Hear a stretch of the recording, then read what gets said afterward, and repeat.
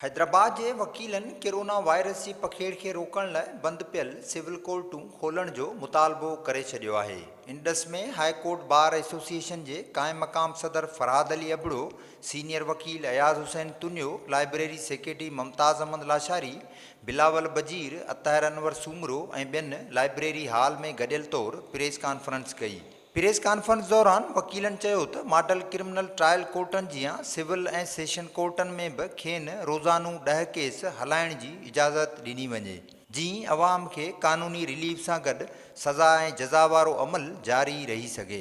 कि हम chief justice of Pakistan, chief justice of Sindh से रिक्वेस्ट करते हैं कि सिंध जो सिविल मैटर्स हैं, सिविल कोर्ट्स हैं, वो वीरान हो चुकी है। वहाँ जजेस बैठ के चुके हैं और कोई काम नहीं हो रहा।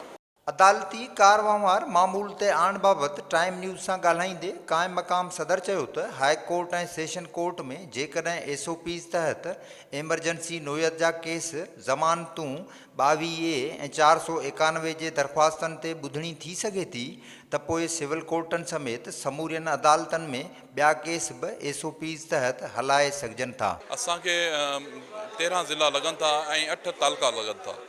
असां हैदराबाद ज़िलो, तव्हांखे हैरत थींदी त हैदराबाद ज़िलो बदीन का वठी मेहड़ ताईं, लाड़काने के करीब करीब ताईं पूरी पट्टी, जंहिंमें बदीन अची वियो, दादू अची वियो, मोहम्मद खान, मटियारी, जामशोरो ऐं पंहिंजो कोटड़ी थी वियो, मेहड़ थी वियो, ये सब ज़िला असां वटि लगन था। सां गॾु मिठी, नवाबशाह ऐं पंहिंजो उमरकोट, ये सभई ज़िला असां वटि लगन था। माना ईअं चओ त अधु सिंध जो सेंट्रली हिसो जेको आहे, अगरि टिनि में पाण विरायूं त सिंध ऐं 3 हिसा जेके आहिनि न, इहे 3 हिसा जेके आहिनि उहे माना असांजा मां विचो वॾो हिसो असांखे लॻे थो।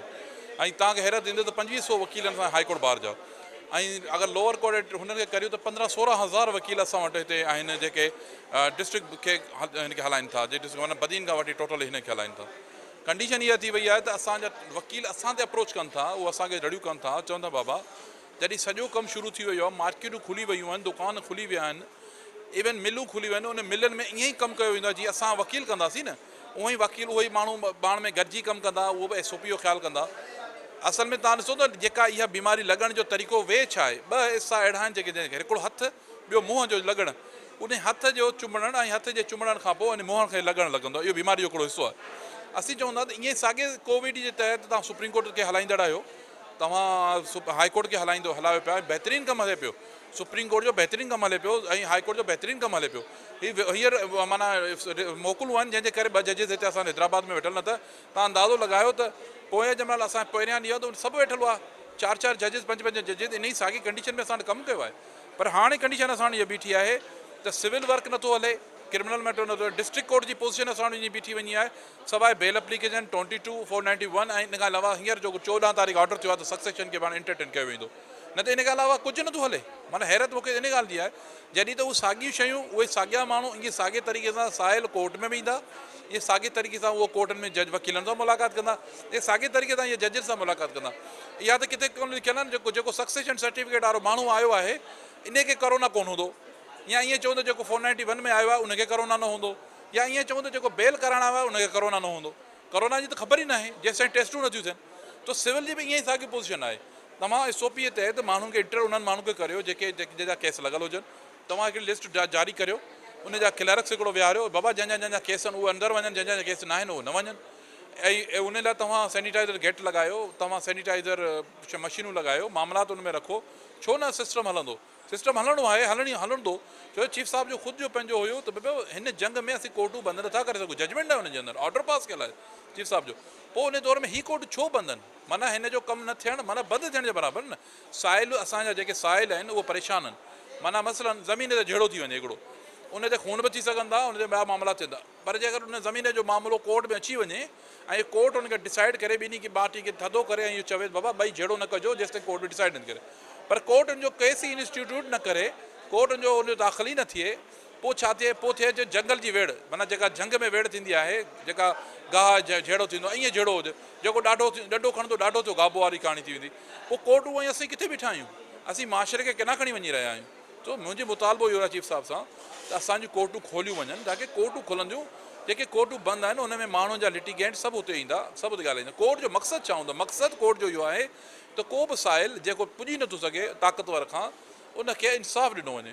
सिंध में 4 महीननि खां अदालतनि में रुगो एमरजेंसी नोयत जा केस हलण सबबि हज़ारें वकील बि सख़्तु मुतासिर थिया आहिनि। वकील बिरादरी जो चवणु आहे त उन्हनि खे किथां बि पघार नथो मिले, संदन गुज़र बसर जो ज़रियो वकालत सां सलाहियल आहे। पर अदालती कारवहिंवार नाले मातर हलण सबबि हाणे हू बि मुआशी तौरु बदहाल बणिजी विया आहिनि। ॾिसो, वकील साहब खे को ॿियो रोज़गार त कोन्हे को न।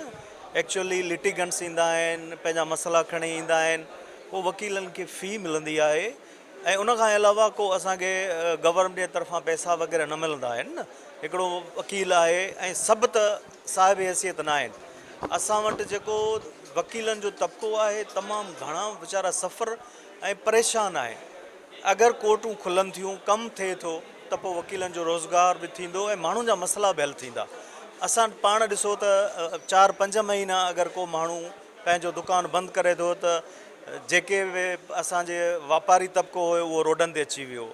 ऐं तव्हां अगरि ट्रांसपोर्ट वारा ॾिसो त ट्रांसपोर्ट बंदि थी त उहो रोडनि ते अची विया, एहतजाज करणु शुरू कयूं। असां ॿियो कुझु नथा कयूं, एहतजाज नथा कयूं।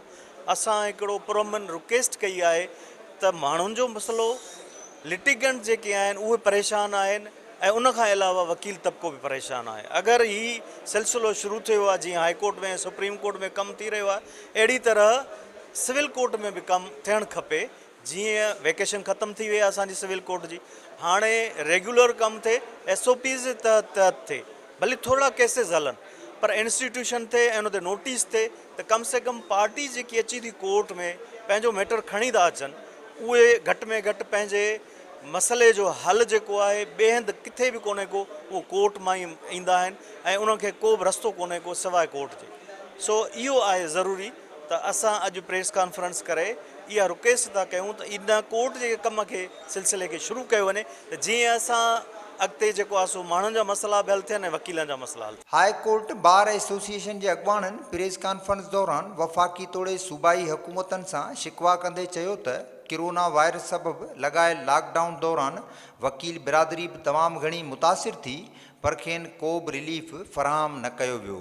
उन लाइ हू चीफ जस्टिस ऑफ पाकिस्तान खे अपील था कनि त SOPs तहत अदालती कारवहिंवार खे ॿीहर मामूल ते आंदो वञे, जीअं वकीलनि खे पंहिंजो रोज़गार ऐं अवाम खे तकिड़ो इंसाफ़ फ़राहम थी सघे।